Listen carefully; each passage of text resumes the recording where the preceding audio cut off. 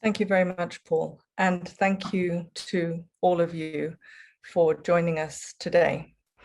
We are absolutely thrilled that we have two very important topics on the table and two very impressive people that we need to be listening to about the two topics that we are discussing today.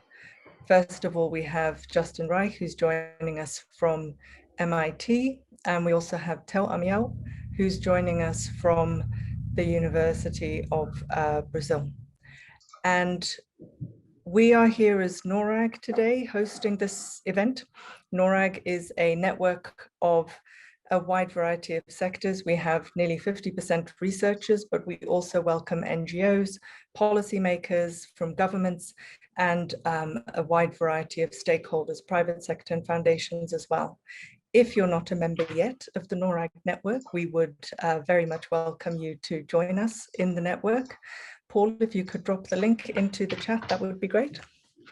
And if you're interested in this event, we're sure that you'd be interested in other work that we're doing as much as we're interested in what it is that you're doing.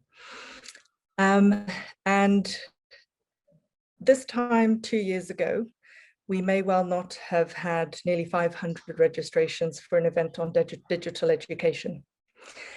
Now, in the world that we are living in today, we absolutely were thrilled, but not particularly surprised to have that level of interest in this particular topic.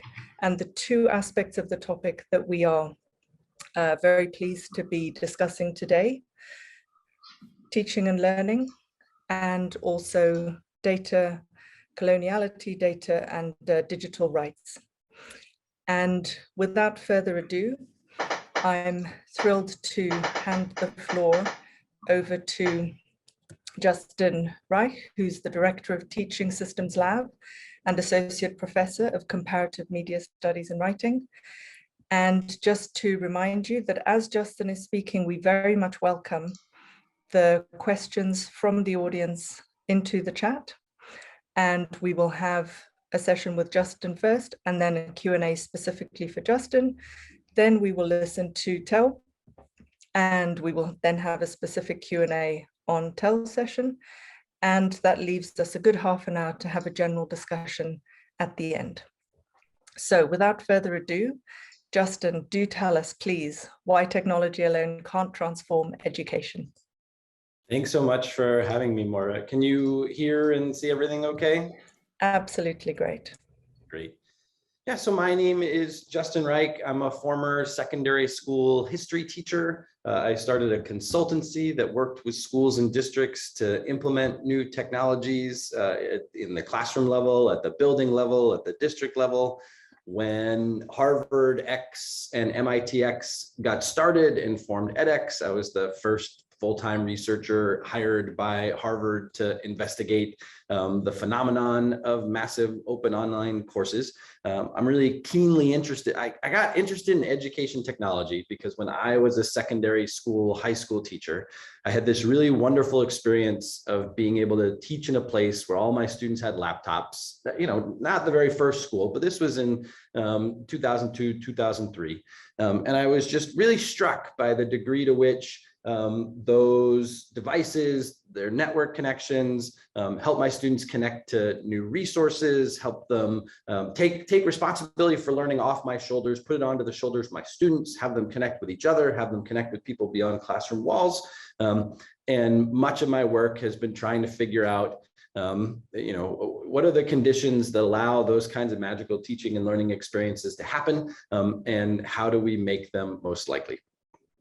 In the last 2 decades, and what I'll be talking from is a book that came out about this time last year from Harvard University Press called Failure to Disrupt: Why Technology Alone Can't Transform Education. We did a book club last year at the Teach Lab podcast where we got 10 or 12 great folks to discuss each chapter with us and invite you to learn more and share there. But I'll give you the overview to whet your appetite, hopefully. Over the last 2 decades, there have been a whole bunch of education technology evangelists who have promised that we are on the cusp of dramatic transformations in our education system. So in 2009, Clay Christensen wrote a book called Disrupting Class, where he predicted that in the United States by 2019, almost 50% of all secondary school courses would be online, that they would cost a third as much to provision, and they'd offer better learning outcomes. Right at the beginning of MOOC mania, Sebastian Thrun, who founded Udacity, said that in 50 years, there'll be only 10 institutions in the world delivering higher education, and Udacity has a shot to be one of them. Sal Khan, who's very well known in the United States for building Khan Academy, gave a TED talk in 2011 where he said, let's use video to reinvent education. Let's have students spend a big chunk of their learning time sitting in front of individual terminals, learning mathematics at their own individually optimized, algorithmically optimized pace. And then teachers will periodically come around and grab students who are struggling for remediation and grab students who are advancing well for sort of extension and project-based learning. But by having computers do a bunch of individual instruction, it could profoundly change how schools are organized, how teachers work with students. And then maybe the most radical claim of all from this fellow Sugata Mitra, who said that actually we don't even need schools and institutions. Groups of children with access to the internet can learn anything by themselves. For any of you who are parents who have had kids at home over the last 2 years, not in school because of the pandemic, you can probably confirm that groups of children with access to the internet do not learn anything by themselves. These kinds of predictions and claims about the future were sort of continuously building in intensity until 2020, when, at the beginning of the year, as we all now know, a global pandemic shuttered schools across the world. 1.6 billion learners went home, had to learn remotely. And to some extent, this was perhaps a terrible but perfect test case for the claims of these education technology evangelists. Remember that sort of prior to the pandemic, their claim was that we can create education technology systems that are superior to our typically operating school systems. As millions of learners around the world went home, to some extent, that proposition got easier. Now, new technology systems only had to be better than these pandemic hobbled, broken, jury-rigged, pandemic remote learning educational systems. So what was the experience of students and teachers during the pandemic? Did they turn to individually optimized math learning systems? Did they turn in higher education to massive open online courses? Did groups of students on the internet simply leave institutions and teach themselves whatever they wanted? None of those things. My hunch is that you all are from all over the world, and just about wherever you are, none of the things that I just described happened. Instead, as far as I can tell, having had a chance to talk with lots of folks in lots of different places, particularly in the developed world, there were two dominant technologies of the pandemic. And they were two of our very oldest technologies.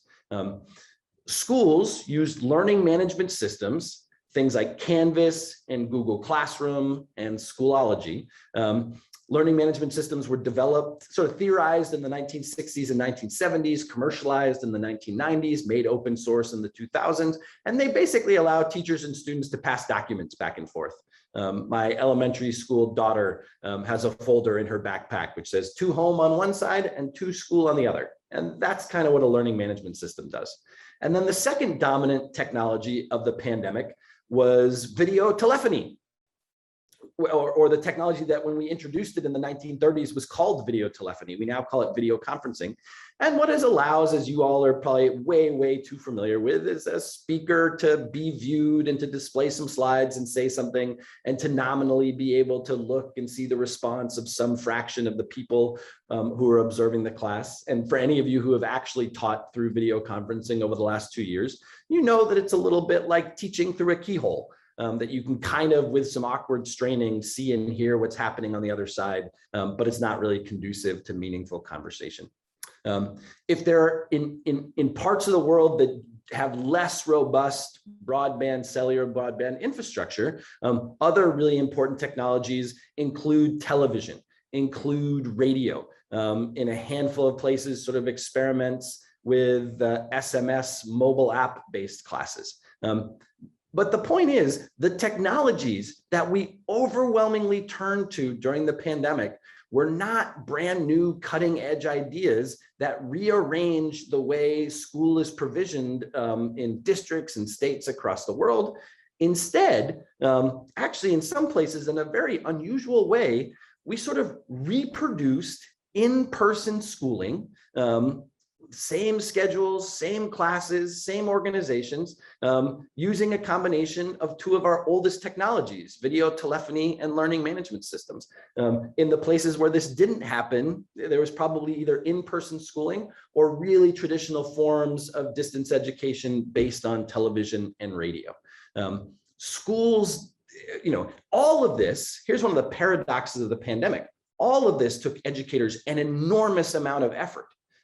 There were huge changes in school systems, but kind of strangely, that enormous amount of effort went to creating a kind of kabuki theater version of in-person teaching and learning that happened online. There are two findings that we can identify over and over again in the history of education technology. And I think these two findings, if you believe these two things, they would have let you make good predictions at the beginning of the pandemic. And if you believe these two things today, they will help you make good predictions about the next few years. When teachers get access to new technologies, they use them to extend existing systems. New technologies don't disrupt educational systems. New technologies are domesticated by educational systems. Systems take new technologies and say, you're going to help us do the things that we were already doing. Where there is more benefit, more innovation, new kinds of practice, it disproportionately benefits the affluent. It disproportionately benefits learners with the financial and social and technical capital to take advantage to new innovations. Certainly in the United States, we saw that in very devastating ways, where so many of the educational inequalities that existed in embarrassing, terrible ways before the pandemic were exacerbated by the pandemic. Now, I think there are some education technology evangelists who have started to recognize that some of their rhetoric about the disruptions that are forthcoming in the system are not coming to pass, and they need to communicate with their publics differently. So millions of people have watched Sal Khan's TED Talks. I think far fewer people read his 2019 interview with District Administrator magazine. This is a little magazine, a trade magazine for head teachers and district heads and school superintendents in the United States. And in it, Sal Khan, in addition to building Khan Academy, built his own sort of private school, lab school. It's outside of Silicon Valley, and they charge $25,000 US a year or whatever it is to go there. And he says, now that I run a school, I see that some of this stuff is not as easy to accomplish compared to how it sounds theoretically. More recently, we're seeing that if students put 30 minutes to an hour per week or one class period a week towards software-based self-paced learning, schools will see a 20 to 30% greater than expected learning gain. Sal Khan, in 2011 says, let's use technology to completely reorganize how math teaching is happening. Sal Khan in 2019 says, teach math class the way you've always been doing it 4 days a week. And then 1 day a week, use computers to have kids do practice problems that are kind of tailored to where they're at. What struck me when I first read that was how similar it was to a 1993 I guess it's a 1997 publication about a 1993 study called Intelligent Tutoring Goes to School in the Big City by Ken Kadinger and a group of colleagues, where they took computers that had math practice problems on them, cognitive tutors, brought them into schools. They tried to get teachers to sort of teach the normal way 3 days a week and to use computers in a supplemental way 2 days a week. They couldn't get 2 days a week out of the teachers. They got 1 day a week.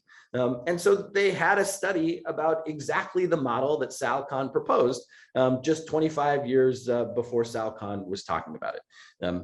Another way you might characterize this is that the kinds of insights that Sal Khan has come to after $150 million of philanthropic investment are the kinds of things that you could have found with a trip to the library.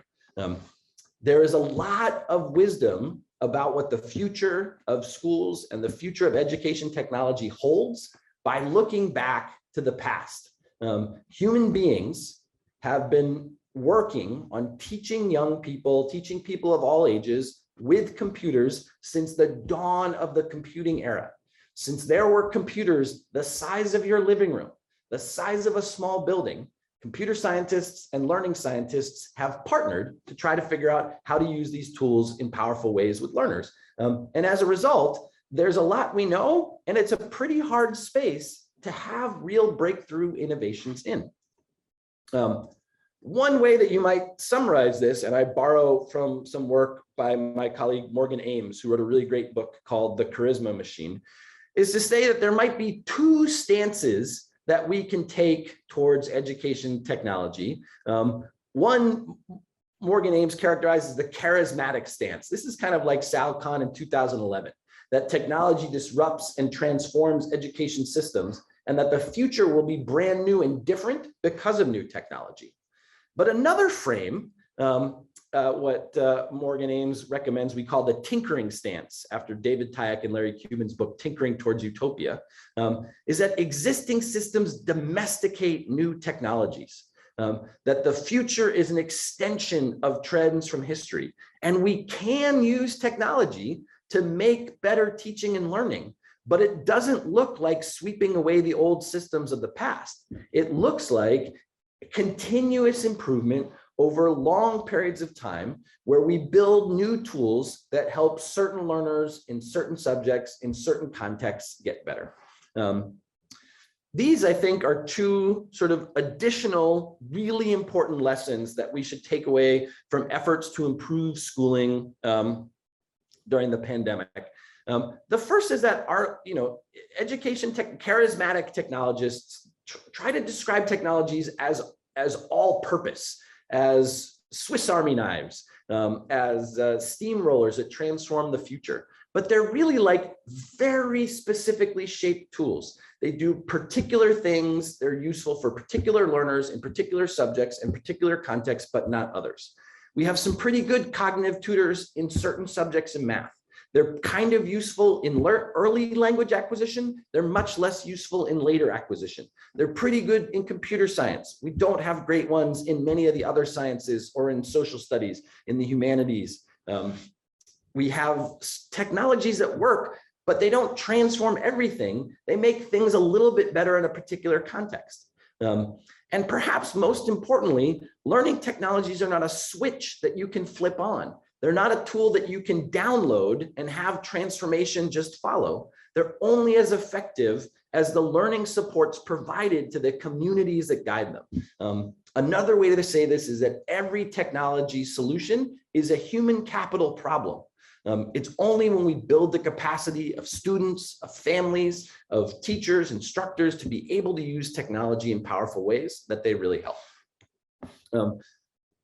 Let me go quickly through these, through a summary of what's kind of left in the book. That's the sort of overarching argument, that there are powerful things that technology can do, and they are not well advanced by a sort of charismatic stance that leads to boom and bust hype cycles, but they are well advanced by kind of a tinkering approach that says we can make things better, but it's hard. If you think that in education, the future is an extension of history, then it behooves you to learn something about history, to ask of every new technology the question, what's new? In the first half of the book, I propose that most large-scale learning technologies, the things that we hope will really transform educational systems, are of three kinds. There are things where an instructor sets up a set of learning experiences for students, where algorithms evaluate student performance and set up a set of learning experiences for students, or where communities come together to have peer communities generate a set of learning experiences. We know something about all of these approaches. We know what kinds of pedagogies they typically employ. We know what kinds of effects they typically have had in the research literature with which kinds of communities. We know where they work and where they don't. So when you encounter a new technology, especially one that an entrepreneur is telling you is dramatically different from what has come in the past, we can use this framework to look back and say, I don't think this new cognitive tutor is going to do something to educational systems that's really, really different from what we've seen in the past. It's kind of neat that MOOCs have a lot more learners than other forms of self-paced learning, but we know something about individual self-paced learning and who it works for and who it doesn't work for as well. So the first half of the book talks about some of that. The second half of the book sort of poses the question, like, what are the things over and over again across these different genres of technology, across different kinds of contexts, where we get stuck? And I propose 4 kinds of as yet intractable dilemmas, problems that educators and developers, policymakers run into over and over again. The curse of the familiar is that if you make a technology that's widely adopted, it's probably because it does something really familiar and doesn't change systems that much. If you make a technology that changes the way people ought to interact and creates new forms of teaching and learning, potentially with powerful outcomes, most of the time educational systems are confused by it. The people in it are confused by it, and they don't know how to use it. The education technology Matthew effect I've alluded to before, that new technologies tend to disproportionately benefit the affluent, even though we hope they democratize education. The trap of good at are things computers are good at anyway. Put another way, computers are good at assessing the kinds of things we don't need human beings to do anymore. The kinds of things that we really need human beings to be able to be good at, complex communication, ill-structured problem solving, are exactly the areas where our automated assessment technologies are weakest. And maybe Tel will talk about this in his presentation. We have really powerful ways of making online learning environments better, but 2 of the main ways we do that are we collect lots of data about people in systems, and we conduct experiments on the people of those systems. And it turns out collecting lots of data about people can be really powerful. It can also sort of inculcate people into being accustomed to a surveillance state, which is probably not a great thing for the future of our civil society. And as much as a researcher, I like the phrase experiment on children. It turns out that lots of folks in the public don't agree with me that that is a good approach to improving educational systems for very understandable reasons. And so figuring out how we sort of, safely, responsibly leverage the power, the toxic power of data and experiments is a challenge that our field will have moving forward. So I think I'll pause there and let folks facilitate the conversation here. But I think the core idea of why technology alone can't transform education is that new technologies don't disrupt educational systems. If we want educational systems to change, if we want them to be more equal, if we want them to be better, more effective at preparing people for the future, those are not technology problems. Those are social organization problems. Those are organizing problems. Those are political problems. Technologies may be able to help in the execution of those political plans, but we can't assume that, and as the pandemic reveals in such a powerful way, new technologies are not going to transform the future for us. That's going to be the job of educators who are imagining the future of schools. Fantastic, Justin. Thank you so much for that very powerful presentation and message. It's not about the technology, it is about the people. And those who are following the chat will have noticed that we have some excellent recommendations for additional authors to be following up. do take a look at those. Justin's in very good company in that list of people: Neil Selwyn, Larry Cuban, Audrey Waters, Ben Williamson. And we are taking any questions that you have for Justin. The one that I would, just a quick comment, I'm going to abuse my position as chair to make a quick comment. I was fascinated by the idea of what is supposed to be disrupting actually being domesticated. And it made me think of Paulo Freire's comments about how learners are domesticated into education systems. And with his centenary coming up on Sunday, I think Paulo Freire is probably at the top of many people's minds. I'll just drop a notice to our celebrations for the Freire centenary into the chat. The question that we have: Dear Justin, do you think recent developments in the field of cognitive neuroscience can offer better insights for developing more powerful and impactful digital content and tools? Well, I want to thank Asim for this question, and the only thing that I can promise you is that I will give you my unvarnished opinion. I have a joke with my undergraduates that my office hours are where dreams come to die. And that what I'm often telling folks is like, man, we've tried that thing for a long time and it doesn't help that much. In 2003, when I started as a high school teacher, my very, very first professional development, like the one you have on the very first day of school when you come back with your colleagues, was about neuroscience. And it wasn't that helpful then, and I don't think it's that helpful now. Why is it not that helpful? A lot of what neuroscience does is try to figure out what's happening at the kind of like molecular level of the brain, the biological level of the brain. That's awesome. And the brain is an amazing thing. Human beings should study it. What emerges from those what emerges from the molecular properties of our brain is expressed through behavior. And behavior is actually the thing that we're interested in. And so overwhelmingly, what neuroscience does is it gives us sort of plausible biological mechanism for behaviors that like developmental psychologists and cognitive psychologists have studied for decades and decades. There are bits and pieces of places like all fields where cognitive neuroscience can contribute. I have a colleague here at MIT, John Gabrielli, who's done some really neat stuff on reading assessments. And he's found that there are certain kinds of assessments that you can do of the physical properties of people's brains that are pretty good predictors of how well they're reading before the third grade. And on the one hand, you could be like, wow, that's pretty cool. Like, it would be great actually if we could just drop something on your head and be like, this person probably needs some help reading.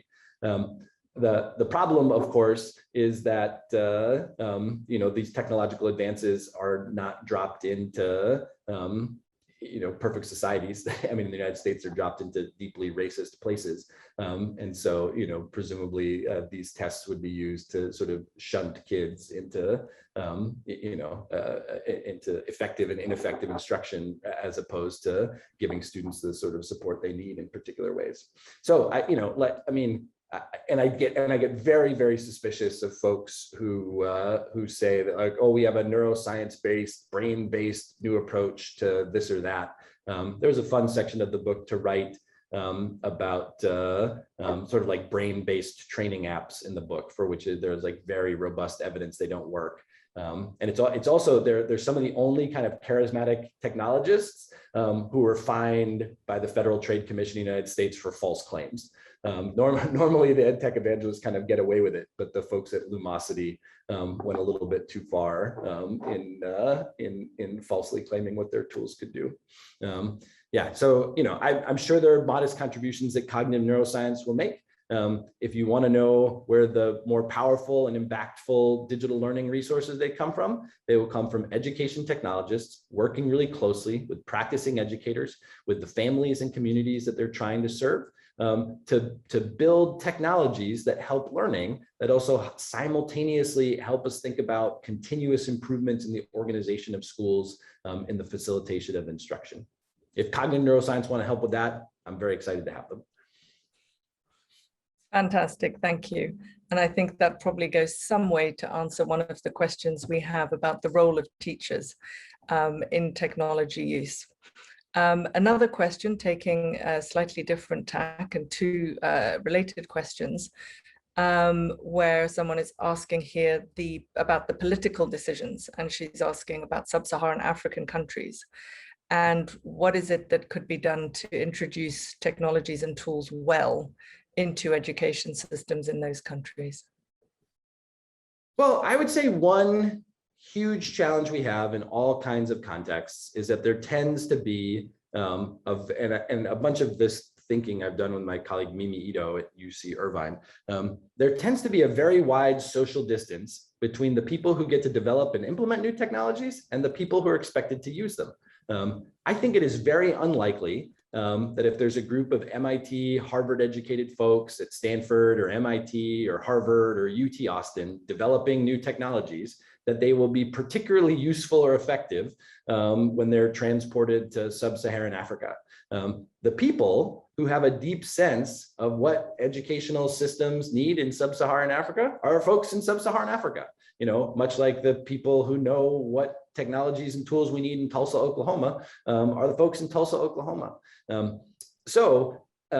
Somehow we have to figure out ways so that you know, our technologies are not sort of like new colonial tools imported from the core out to the peripheries in order to fix stuff, and that they're co-designed and co-developed with the people who stand most to benefit from their use and who understand those contexts best. You know, that's a challenge in a grossly inequitable world. That you know, and that means you know, I mean, we actually in the book and with some of this work with Mimi, we've talked about like how the whole cycle of education technology development needs to be rethought around this. Like, you know, who has the power to fund and philanthropically support thing, and do those people come from environments that are closest to the kids we're trying to serve?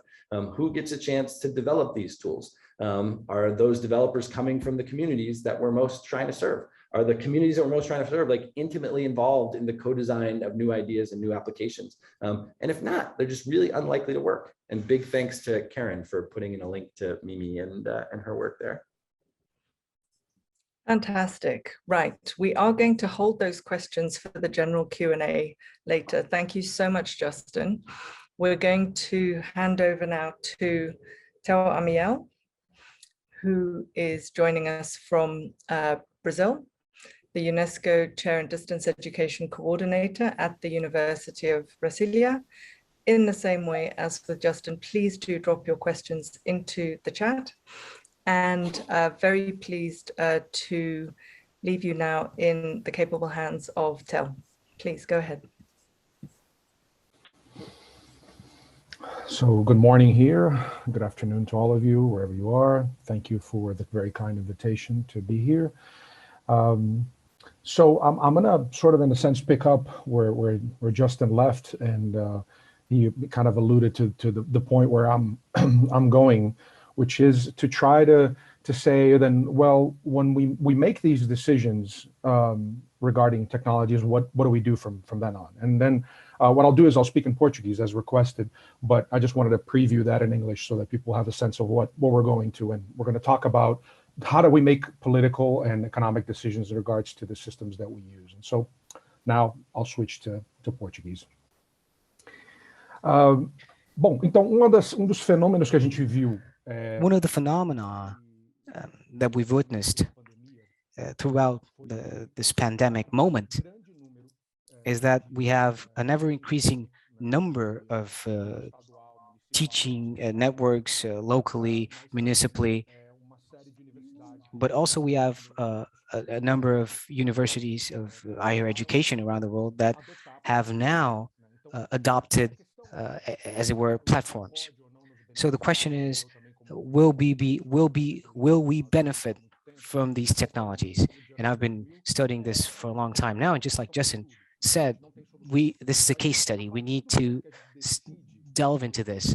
But when we decide to use these platforms, we then so almost like an axiological and normative ethical normatives kicks in, And then we need to start thinking about it and start thinking about not just effectiveness alone. So is there an added value to the education or not? And I think this is one of the most hidden elements in this type of education, especially now throughout pandemic.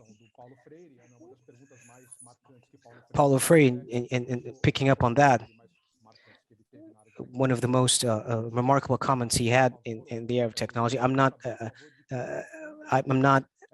in favor or against technology. That's what he said. But I want to know, who's it working against or for technology, right? So Office 365 was being adopted as well as a platform. Google Workspace for Education, also a very renowned platform, also known as Google Suite. It's changed. It has known several alias. These two platforms are the ones that grew more and more around the world, and now they're like sort of the proxy players for learning. It's a very well-known model. So a centralized decision that favors, in principle, a limited number of people. So when a university implements Office 365 or Google Workspace, they're directly influencing 50, 60, 70,000 people. It's a huge network of teaching network, like in Sao Paulo or in New York. We're talking about impacting directly the life of millions of people, and so we have to think, how is this a problem, and how can we look at it and reflect on it? We have a famous acronym. We're talking about the GAFAM now, which is Google, Apple, Facebook, Amazon, Microsoft. GAFAM. Those are the biggest intermediaries, the proxies in our networks. And we do know that basically pretty much everything we do online in the education area or not, it has to go through one of these platforms, starting with the cell phone. Cell phone now has become the biggest, the entry point now with the pandemic, and there's also this surveillance capitalism, which are run by Google and Apple, that pretty much are the gatekeepers almost. So we're talking about cell phone operators and cell phone networks that are pretty much owned by these two companies, and this should worry us. Plethora of problems. I would like to briefly touch upon a couple of them, and then we'd like to also touch upon what we call open education and see some problems and solutions. So basically, and very briefly, a couple of problems. So, firstly, we have a big market concentration. Just as an evidence, we have a report here, most downloaded apps until 2019. First top four here are all belong to Facebook, and then all the other companies that we've just mentioned here, like Microsoft. Market concentration happens firstly because these companies are gigantic, and also because they acquire and purchase other companies very fast. The wider audience doesn't really understand it. When Facebook stopped from being this hype and cool place where a younger audience moved to Instagram. They thought they would change they had changed the app, but they just changed the room in the same house, basically from Facebook to Instagram. So service concentration, education concentration as well. Microsoft just bought LinkedIn, Google bought YouTube, Facebook bought WhatsApp. So we're talking about educational tools in and outside the pandemic context. Also very important when we want to talk about representation of the poorer countries, we have to talk about zero rating here, which is a very serious problem when we're talking about low income countries. There are big ads and publicity that just give this idea that you have this extended access platforms that goes beyond what you paid for. And so in lower income countries, what usually happens is that you have a cap on the data, on your data volume, etc. So you could go beyond those caps and those limits, and that would be for free, right? That's what they say. And people are more and more pushed to use these platforms when they run out of budget. So this free of charge becomes now one more opportunity to keep these people in these walled places, in these walled gardens, almost as you were. So if you like.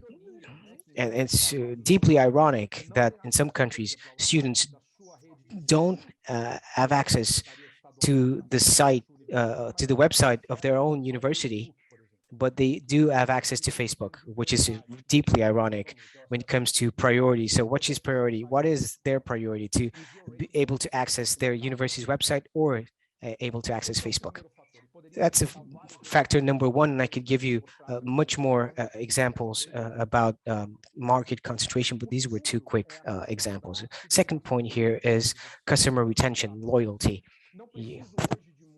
We don't need much information to show you this. We know that operational systems have always been a customer loyalty market, customer retention market, but they weren't so out and open about it. But I did give a couple of interviews here in a big newspaper in Brazil, and director for education here in Google in Brazil, and he gave us this expression. One of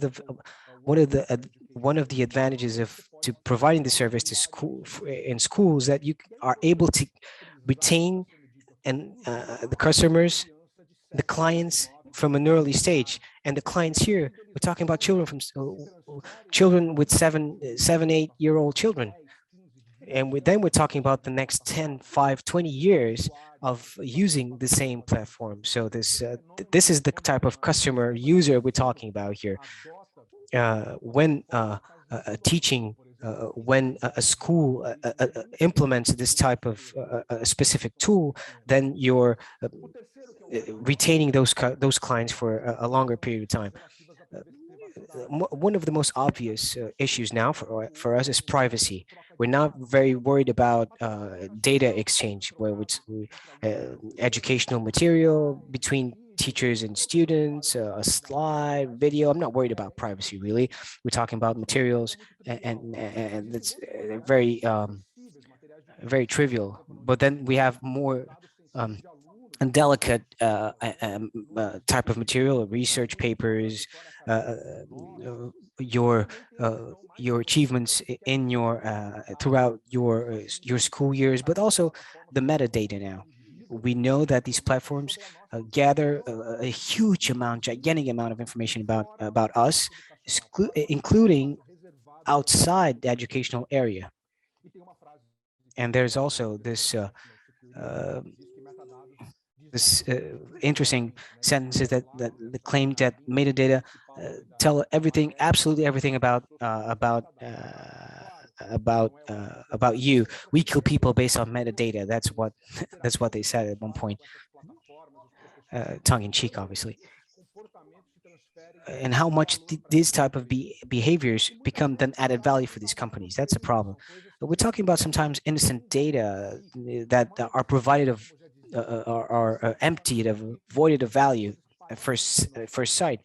But sometimes it looks innocent, they're not protected by law, but then it helps to shape some types of behavior.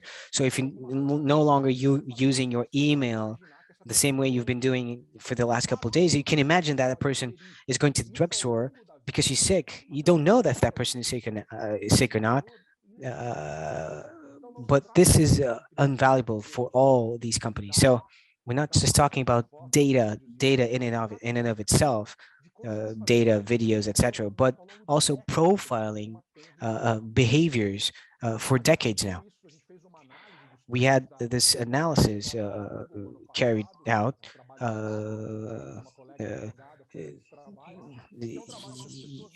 In Microsoft 365, the license agreement and all those. And one of the scariest things that we determined, it's a very boring job. Obviously, we had to ask a lawyer to do this. That they think companies that or the universities, when they adopt and implement Google Workspace and the Office 365, they are giving the responsibility to those platforms and companies, but they are actually co-responsible as well. So as it should be. So by implementing these type of technologies, the teaching networks and the institutions get rid of a problem, which is not the case at all, because of privacy issues and law as well. One of the final examples I would like to give you here is ownership of common goods. So a lot of what we do here is based on the sharing premise. We do value it as educators, and if we talk about Amazon now, which now has an Amazon-inspired platform built to work with educational resources. And maybe we should be worried. We should be worried when a platform that sells content in the format of books and everything, all of a sudden accepts that we, free of charge, send over to them open source material. So Amazon is now present in this more specific market of educating the educators. So now they're interacting in my own platform with your resources. So Amazon is now has now become a big player,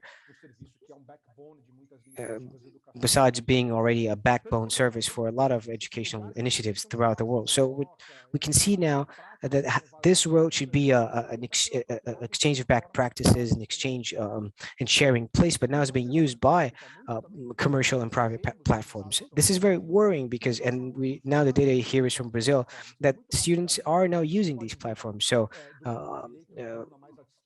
you can see that on the right-hand side, the profile there, they have profiles in several platforms: WhatsApp, Facebook, Instagram. But I think we should focus that 61% of the students, a survey carried out by CETIC here in Brazil, they do this annual survey.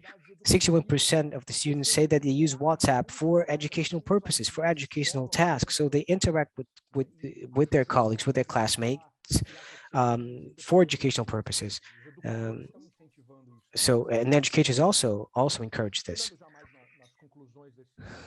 Now, coming to a conclusion of my presentation here, we do have an observatory that we call surveillance in education, and we have mapped all these type of relationships in Brazil. And last month, we've published the data for all South America. It was a very intense data compiling exercise. So we wanted to see what kind of relationships there is from all these high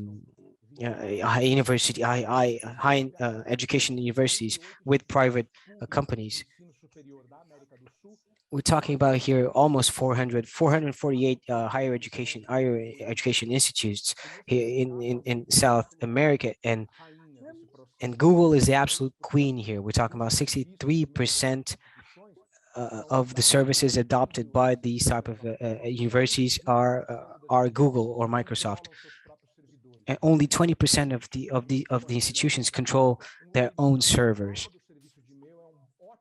And email exchange platform, that's usually a very good indicator if we want to know if the universities have already adopted a Google Workspace or any other type of private company service.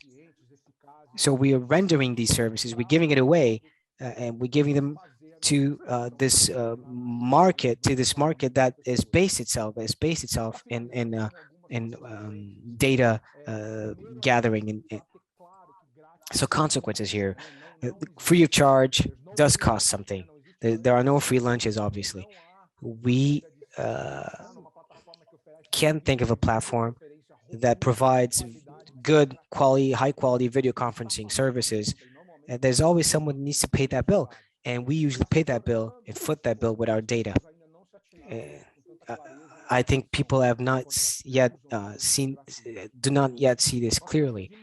And we do also mix up a lot. Open and free. Open and free are two different things here. Free eliminates alternatives and creates dependencies.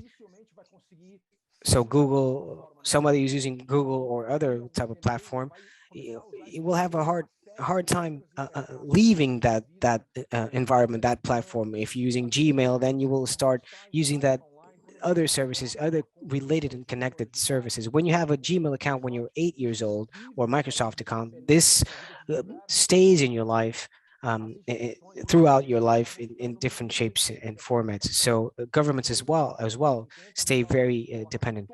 50,000 student university, if it puts all its materials online, all the subjects. So this is it's hard to get out of that cycle. So it's not trivial at all. It's very problematic. So responsibility shifting, participation should be more on the side of the people that actually use it. Educators, like Justin just said a little while ago, educators, managers, people that need to be part and parcel of the decision-making process. They're now being pushed away, pushed back. And this creates an effectiveness problem, because the people whose voices need to be heard the most are not. Last part now. Open education. Open education focuses really on this. Free and open are not the same thing. So when we're talking about open educational resources, we're talking about those resources that encourage and promote freedom of choice. The fact that people can work in community and cooperatively. When we use with open source software, we also talk about the communities that can change that code to work and collaborate in a transparent manner. They own the process. And so we conversely have open practices. So researchers work and collaborate with educators when it comes to technology research, etc. So we have a different sort of environment to that can give rise to much more open practices. Another important aspect, we cannot talk about education without talking about technology. Now, educators are still trained as to look to technology as an accessory, something, a complement. No, we need to see that if you're working in a hybrid format in this pandemic world, or entirely remotely, you have to talk about digital rights, because education is now moving to the digital area, digital space. So I'll just finish by saying that we need to start thinking more about the ethical dimension.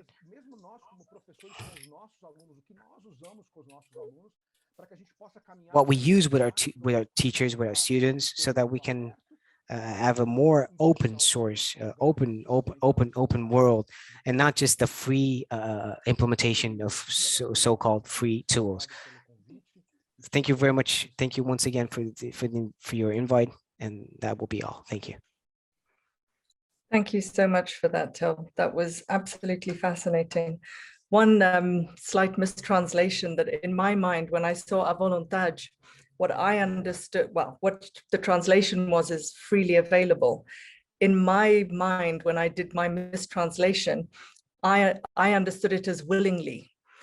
And when you have children inside schools, there is no meaningful consent. It's impossible for them to willingly participate because it's either this or nothing, or the choice isn't even available to them. So that was my poor Portuguese giving me a mistranslation that sparked a different idea.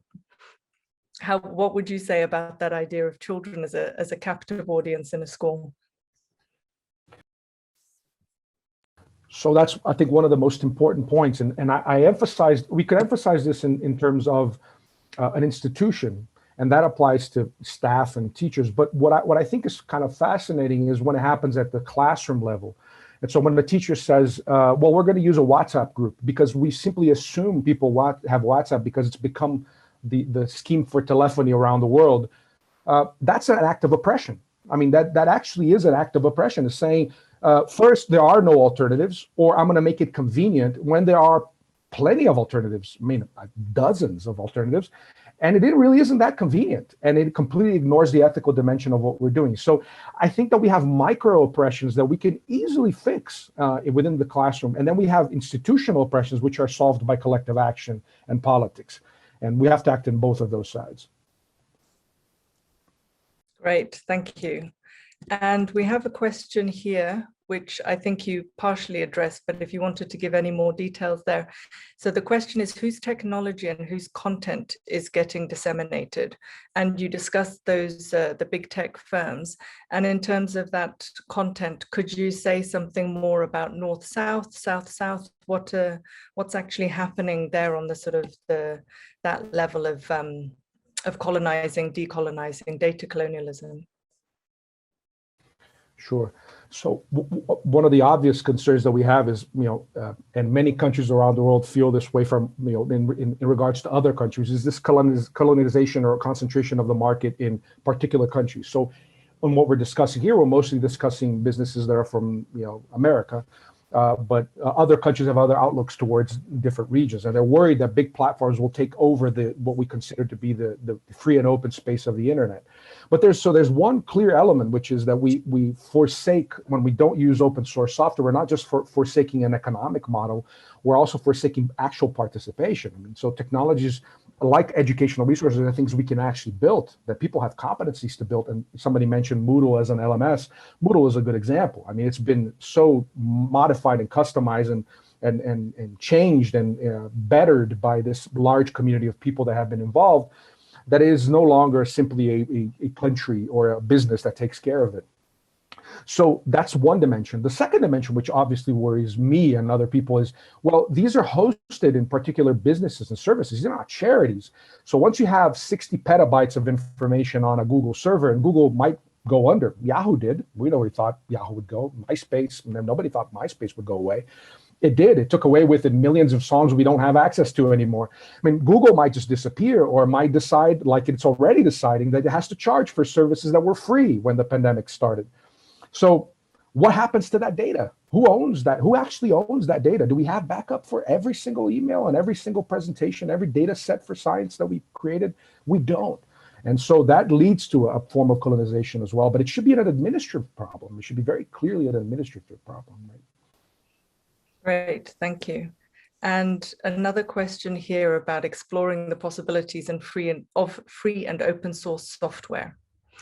So the question is, how do you start with that? How do you overcome the initial, maybe there's an initial sort of learning cost, transaction cost, just getting your head around doing something in a very different way? What would your advice be for those who are starting out with OER?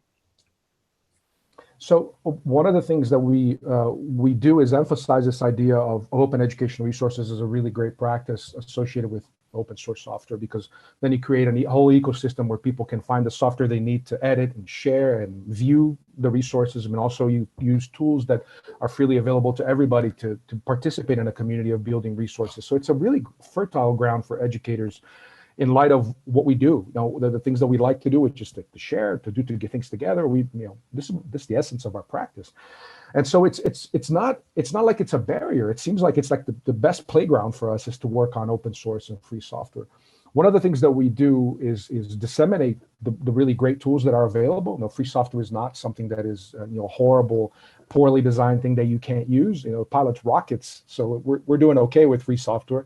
And there are many really excellent tools that we can use, and I'll share in the chat some links that people can see.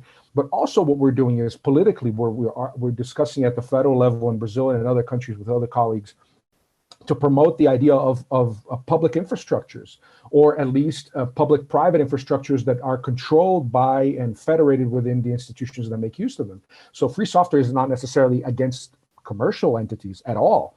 We can have commercial, but we can have a commercial environment where we have data protection rights, privacy, where we don't make use of software and systems that are being manipulated and used for other purposes. That doesn't work with education. It's an environment that's inimical to education. So there are other alternatives that we can do both at a very high level and also at the teacher level with our students. Fantastic. What a great segue into the general Q&A. So we are talking now to both Tel and to Justin. And there's a question in the chat about critical data literacies. So Tel, from your perspective first, what is it that you would say might be useful to be thinking about in terms of critical data literacies from your perspective and your work? And then we'll have the same question to Justin. So yeah, we have so many literacies now that I can imagine if I were an educator, I'd be swamped. But we also, it's a problem with building curricula is the priorities keep shifting, and we have to try to find a way to include these. I am more worried about the teacher level of literacy than the student level of literacy right now. I mean, I think that I think we would do a great service if we could work with teachers to getting a sense of this very fast changing landscape. I'm not so interested in, say, AI in education, but I'm much more interested in defining what does privacy mean, what does open mean, what do these platforms mean? I'm interested in this more political, or critical aspect of technology than the details of, how do you actually share with an open license your data set somewhere. I think that we are at a level where we don't really quite understand, and we still don't have teachers involved in discussing the very big picture of what's happening in our planet in terms of the penetration of these systems and platforms and how they mediate and control our relationships. I think that will be the biggest priority before we can move forward to other discussions. Thank you. Justin, same question. Yeah, well, I mean, certainly people should be reading what Laura Senrich is writing about these topics. She has a great deal of expertise and probably has much more to say than I do.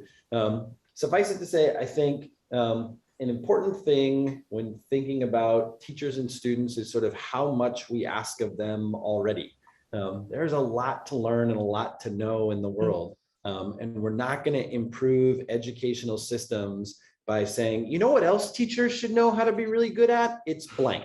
That list is infinite. And so some of the issues around things like critical data literacies, we can't put in the hands of individual teachers and students. We certainly should make that learning available to people who are excited about it. But I think there are policy roles and regulatory roles, school leadership roles, and things like that. One of the most powerful things that we can do is, as Tel talked about, build really robust systems of open education that are compelling for people to participate, that reduce the need for critical data literacies to be one more thing that teachers need to become expert in. Thank you. Absolutely. And the next question is broadening things out a bit from teachers there to say, how do we negotiate the teacher, leader, and technology balance? And this relates to obviously what you just said about all of the demands that we put onto teachers and education systems already. Have you seen any examples where there's been a useful negotiation between teachers and leaders and the use of technologies? Are there any principles that or thoughts that you have on how that could be improved? Should we go in turn again? Please, yep. So that makes me think of two things. One is the idea of the lone teacher that's going to try to change something. And I think from Justin's book, we'll get the similar ideas. These systems are very easily adapt to a lone ranger and somebody trying to do something different. So this idea of asking teachers to do more things is a big problem, and it doesn't really work, because when there's one science teacher somewhere that decides that they're going to make a change, that easily goes away in a school system when the teacher goes away, or when she gets tired of doing it, or whatever else might happen. And so we emphasize a lot of collective action. I think that there is no other solution to this other than collective action. Me as a teacher, if I choose, for example, not to use WhatsApp and I use Element or Signal with my class, that's a good move. I mean, it's a fairly simple move. It doesn't cost me too much. It's fairly easy, and it's an overall nice balance. But in order to make bigger changes, then we need collective action. And we've seen some really interesting examples here of even schools. We work with some schools here and colleagues that we know that when the pandemic started, they decided to build an infrastructure, or to use the existing infrastructure of free and open source software to do all their meetings and all their communication. So they didn't use WhatsApp, they didn't use Zoom, they used Jitsi, for example. And everything that they do with hundreds of students is all on an open platform. That happened because it's collective. I mean, that's happened because they made a decision that that's the way the school was going to operate. And it did. If it were just a lone teacher, it wouldn't happen that way. Thank you. Justin? Yeah, I mean, I think, certainly Tel's perspective aligns quite a bit with my own. I mean, the other perspective I've had is that as much as possible, we want to try to help communities of educators see these questions as teaching and learning questions and less as technology questions. Teachers are not looking for more technology stuff to do. Actually, we just have just about finished publishing a report of interviews of 60 American teachers before the pandemic. And asking them, not before the pandemic, but sort of in the past year, reflecting back on it. And one of the things we heard over and over again was, we got professional development that taught us how to click buttons with tools, but we didn't get a lot of professional development that taught us how to teach with tools. So people would roll out Zoom or whatever else it is and say, all right, here's where the features are. But that's not the real question. That's the easy part to figure out. The real question is, like, what does really high quality teaching and learning look like in a video conferencing environment? And that's a different kind of question to be able to tackle. I don't know. I used to run this education technology consulting firm, and I often, with some guilt, felt like I was being hired to go into schools, and I'd sit down in front of groups of people and be like, "You should put technology in the service of learning," and people would be like, "Yep, we've forgotten to do that." And then they would get a little bit better. But I don't know, I could have put it on a bumper sticker or something. Indeed. So another question here, which is a quote I'm sure we've all heard before: "The future is here, it's just unevenly distributed." So what would your thoughts be on the unequal distribution of good use of technology, good use of whatever the resources and platforms may be, and how we can, and what it is that it would take to equalize some of the inequalities that we see? Should we take Justin first? Yeah, I'm happy to begin. I mean, one of the things I want to emphasize again is that problems like this are really probably not technology problems. They're probably political and social organization problems. There's not a great track record of new technologies democratizing education. When we want things to be made more fair, more equal and just, we have to organize for them, and we have to organize for them through political organizations. What's that going to look like in the United States? Well, one huge issue we have in the United States is that we have a very, very weak social safety net, social welfare net for children and families. And one of the things that we learned during the pandemic is that it completely is overburdened on schools. It is embarrassing and shameful the degree to which we count on teachers and school principals to provide for the basic welfare needs of children. One of the things that we did during the pandemic was we said, we really have to get schools to get kids connected to the internet. In the 20th century, when we decided that every family in the United States should be connected to the electrical grid, we didn't turn to school teachers and say, school principals and say, hey, we really need you to put up some electric poles there and run some wires out to urban tenements, to rural households. And in the 21st century, we shouldn't turn to head teachers and say, hey, we really need you to roll fiber optic cable up the holler It doesn't make any sense. There's other institutions in society that need to make sure that families with children have access to broadband internet, not as a luxury good, but as a utility, that they have access to technology devices that are suitable for learning. I mean, also that they have access to housing and to nutrition and to, healthcare and mental health care. And school buildings might be sites for those things, but they can't be the comprehensive responsibility of schools, because the thing that schools need to do is to create really great environments for teaching and learning.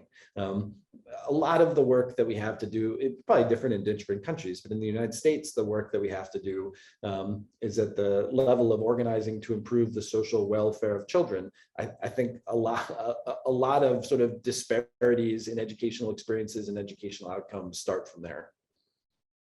Absolutely, and an important reminder of what some people call the Souths in the global North, as well as the North-South divide, actually looking at the inequalities inside countries too, which is a nice segue to Brazil. So Tel, how would you answer that question? So I also think that it starts from the solutionism, this idea that, and this is a pattern that repeats itself as well, is this idea that we say, well, education is horrible, we need to do something about it. And invariably the solution is, let's use some technology. Or it starts even earlier. It says, oh, society is a mess, we need to fix education. And well, education is a mess, let's add some new thing that's going to be shiny and make an impact. And that's a political decision, of course, because people want to get reelected. But and that's a phenomenon we see all the time. A lot of the educational problems that we have wouldn't be better served by more expensive technology. Some of them can be. So, you want to improve communication and you want to expose people to multicultural transactions. Yeah, sure, that would be great. And it's probably not very expensive to do nowadays. You want to be able to provide people access with resources that they can use for, video and any other content. You could probably do that at a fairly low cost as well. You don't need to implement these solutions, but it reminds us that, and I think what these platformization initiatives are doing is it reminds us that these decisions are rarely educational decisions. They're motivated by all sorts of other things. One laptop per child was a good example of that as well. I mean, these initiatives are rarely thought of as we're really seriously thinking about educational attainment or inclusion or a better learning environment. They're motivated by other things. And in order to make this work, we have to rescue this idea that educational technologies need to serve an educational purpose. And we rarely do that. Indeed. Fantastic. Right. Last question. I'm going to give you some time to answer it.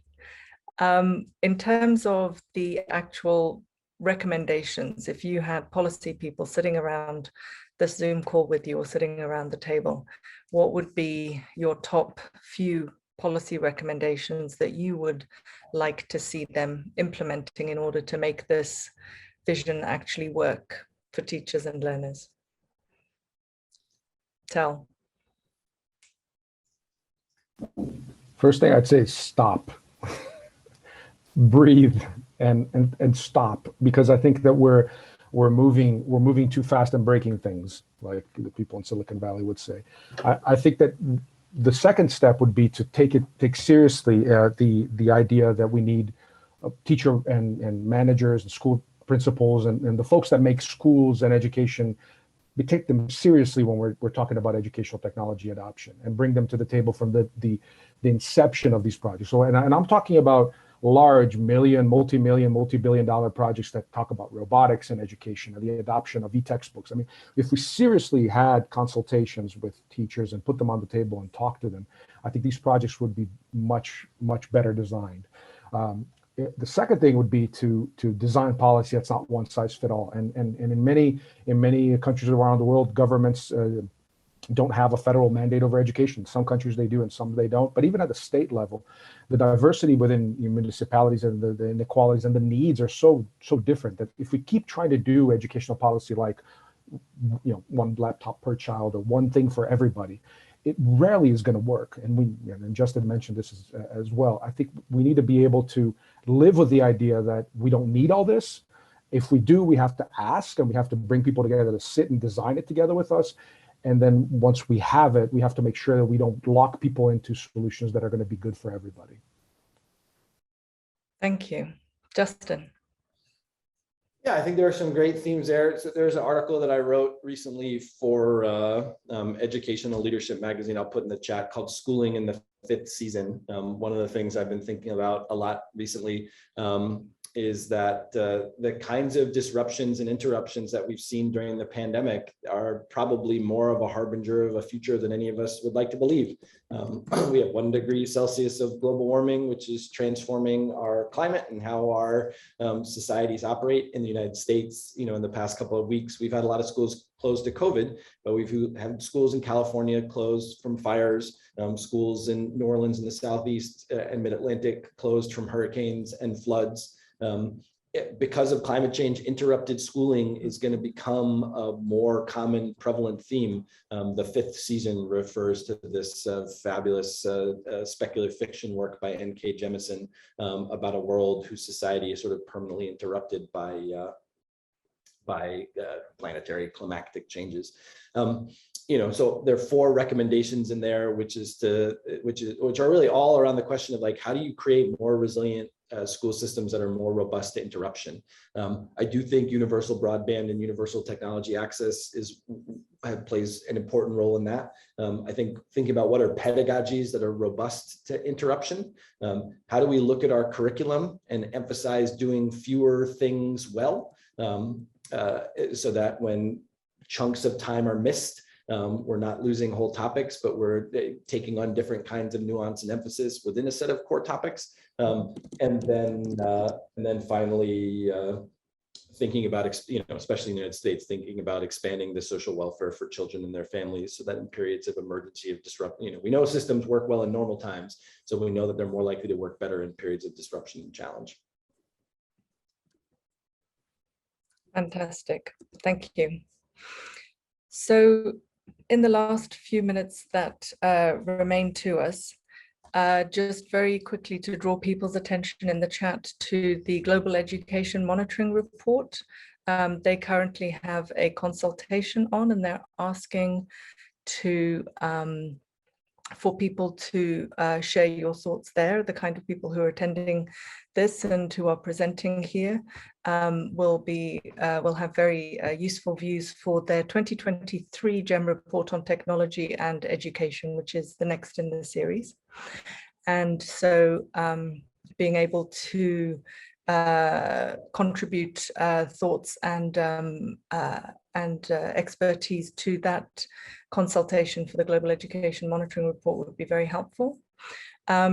The UN Special Rapporteur on the Right to Education will also be presenting a report to the Human Rights Council in the middle of next year, just so that, you know, we know that this is a very, very interesting and useful topic, and that there's an awful lot of policy attention on this as well. And the key messages coming out, which are, it's not about the technology, it's about the teaching and learning. It's not about the free, it's actually about the open and useful. I think these are key messages coming out from this particular discussion and others that we've all seen. The other thing that I would very, very briefly like to draw your attention to is the next NORRAG special issue is on education in times of pandemic, and there will be an event on the 6th of October to launch that, and that touches on many of the kinds of issues and themes that I think have brought people to this webinar today. And finally, just to say thank you to everyone who registered, everyone who came, and very much also to Justin Reich and Tel Amiel, who have been both entertaining and educating us and have been extremely helpful and interesting in this seminar today. And muito obrigada to the interpreters as well. And thank you all very much for coming, and we look forward to seeing you as NORRAG members or in our next events. Many thanks all. Good evening, good afternoon, goodbye.